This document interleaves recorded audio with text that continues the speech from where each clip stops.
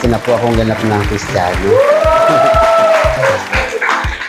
Kahapon, nung nilablob ako, hindi ko alam kung makakaahon pa.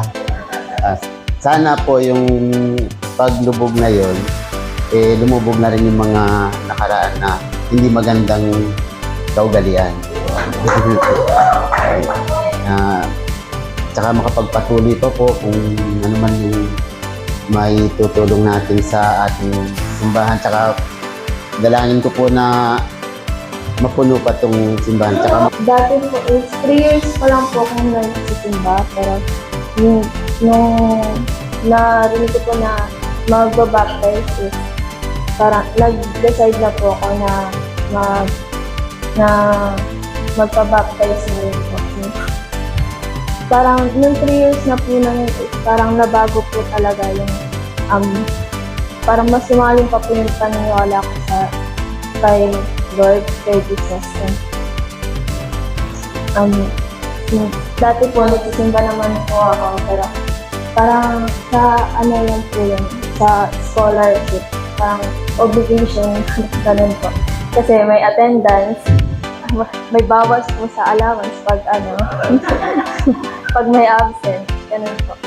And kasama din po ako sa ministry, pero parang hindi ko po na-feel po dati. And ngayon po is mas na po, madalas na po akong magdasal, katulad po nung nag-entrance exam po, nung habang nagre-review po.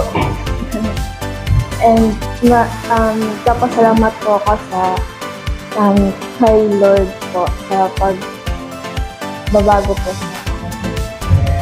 sa Unang-una po ay nagpapasalamat po ako sa Diyos dahil ako na po isang ganap na Kristiyano. Nabautisma po ako nung Friday. At nagpapasalamat po ako kahit napakalamig po ng tubig. Dinala ko po. Oh, good morning. Ay, naririnig pa. Good morning.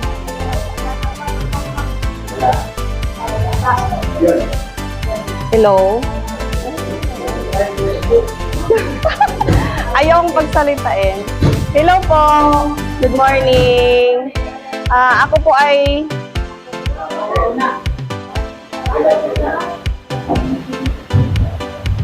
Ayaw ata.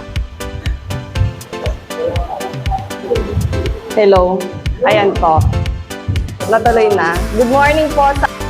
Nagpapasalamat din po ako sa inyo at kay Lord kasi tagal na po akong Kristiyano pero hindi po rin po ako nababaptize. Mga na po, mga 21 years.